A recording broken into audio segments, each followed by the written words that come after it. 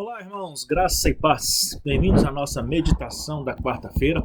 Eu hoje estou usando uma outra câmera, uma câmera diferente aqui, a própria câmera do computador, para a gente ver como que vai ficar essa filmagem. Ah, Hoje eu amanheci pensando em como Deus tem lidado com a nossa vida, a nossa história com Deus, o nosso relacionamento com Deus.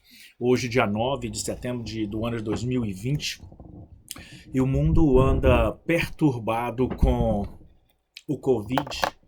A, a esperança para o fim dessa pandemia é uma vacina e há muitas dúvidas em relação à vacina. Como sempre, há pessoas criando, não vou dizer criando dúvidas, mas há pessoas trazendo questionamentos sobre a vacina, e eu acho que esses questionamentos são questionamentos válidos, porque a gente precisa pensar. Há críticos ferrenhos contra a vacina, e eu não tenho bagagem suficiente, não estudei o suficiente para me posicionar em relação à vacina, mas o que se consta, o que se percebe são os questionamentos, né, que eu tenho, que você tem, e aí? A vacina daqui a pouco vai estar aí, e a gente toma vacina, não toma vacina? Há um imenso ponto de interrogação. O vírus está mutando, ou seja, o vírus está se transformando, a vacina vai ser suficiente para combater o vírus, a mutação do vírus também, como que isso vai se dar, como que isso vai acontecer. Então são inúmeros questionamentos que a gente tem.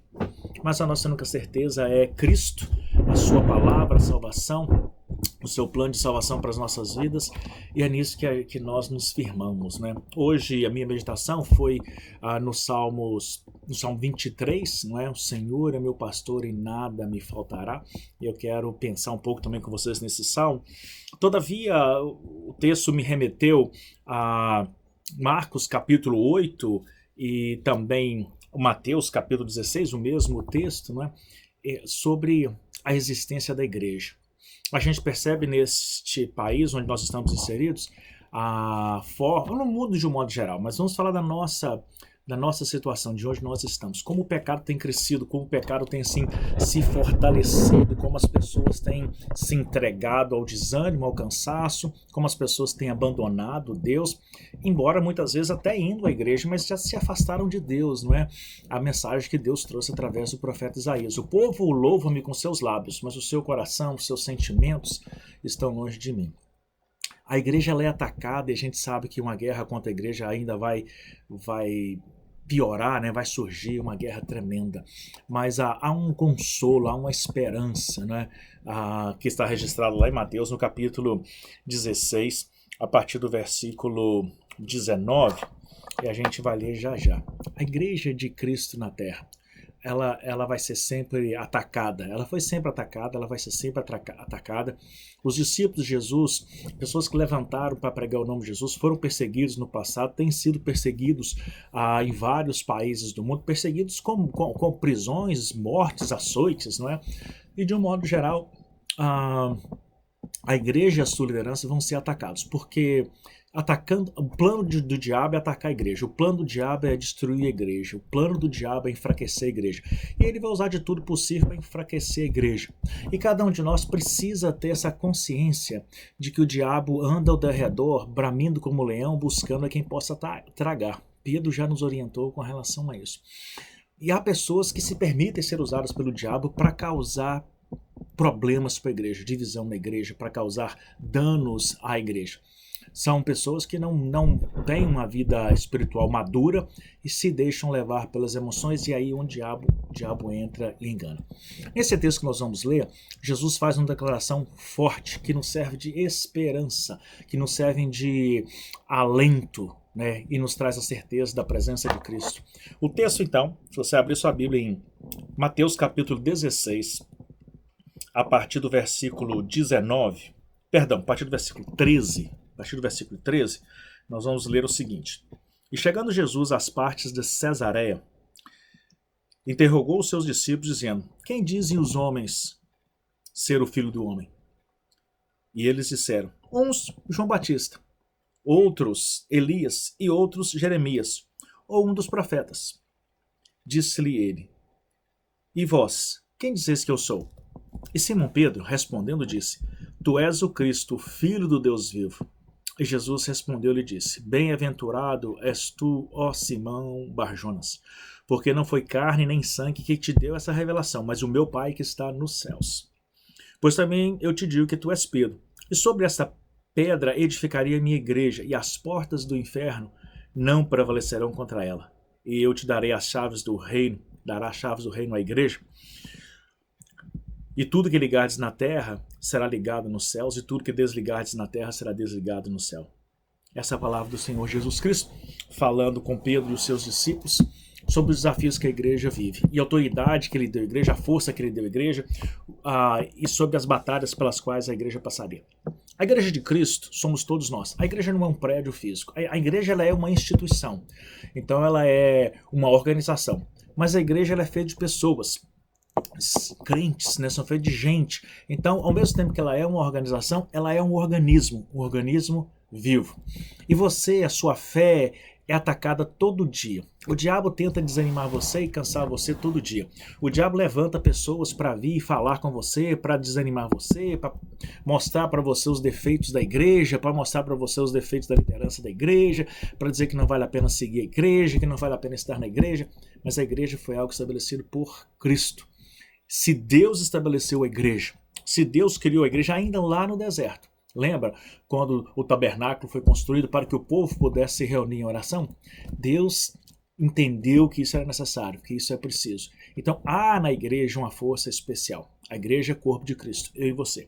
Então é mistério que os ataques venham, mas saibamos nós que nada pode destruir a igreja. Nada pode parar a igreja de Cristo, porque ela não pertence a homens, ela não pertence à igreja em si, ela pertence a Cristo, ela é de Cristo, e é Cristo quem luta por ela e é Cristo quem aguarda. Tendo em vista essa sua luta que você vive constantemente, de pessoas do mal tentando te arrastar para o mal, de pessoas tentando destruir a sua crença, de pessoas tentando te influenciar de alguma maneira a desistir da sua fé, a Bíblia nos convida a permanecermos fiéis a Deus, porque Ele é fiel. O Salmo 23, que eu disse que estava meditando nessa manhã, ele começa dizendo: O Senhor é o meu pastor e nada me faltará. Já parou para pensar na profundidade dessa escrita, na profundidade dessa letra? O Senhor é o meu pastor. Absolutamente nada vai me faltar, porque Ele é quem me guarda, é Ele que me dá todas as coisas, é Ele que me sustenta. Tudo vem de Deus, e tudo é por Deus, e tudo é para Deus. Então o salmista ele fala desse conforto: o Senhor é o meu pastor e nada me faltará.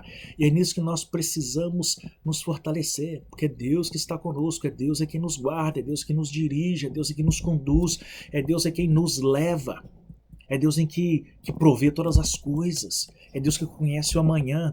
Ele, o Deus que conhece todo amanhã, é o nosso Deus, é o Deus que é o nosso provedor. O Senhor é o seu pastor e nada há de te faltar. E o salmista segue escrevendo: deitar-me faz em verdes pastos. Já imaginou o que essa passagem quer dizer? Deitar-me faz em verdes pastos. Na minha mente, na minha cabeça, traz uma sensação de paz, de estabilidade, de tranquilidade, não é? Porque o Deus Todo-Poderoso vai me fazer deitar em pastos verdejantes. Isso me traz essa segurança, essa sensação de descanso. Um descanso que a alma quer, um descanso que a alma precisa, um descanso que a alma carece e padece dele. Deus vai nos levar a esse lugar de descanso, mesmo vivendo em tempos de tribulações, mesmo vivendo em tempos de incertezas. Eu acho que o mundo, nossa geração, não viveu um tempo de incertezas tão grande como o de hoje. Houveram várias crises no mundo, né? Aqui na América, a crise que mais marcou foi a de 1929, né? Os mercados, foi uma crise terrível, faltou de tudo. A 2006 também nós tivemos uma crise, se prolongou por alguns anos, que também foi pesada, foi difícil, né? E agora a gente vive duas crises, na verdade. Primeiro, nós estamos vivendo a crise da pandemia causada pelo Covid. Depois dessa pandemia, nós não sabemos como que vai ser a situação financeira do mundo. E não sabemos como é que vai ser a situação financeira deste país. Os Estados Unidos lidera, né? É o pior país em termos é o país que lidera o número de infectados, né?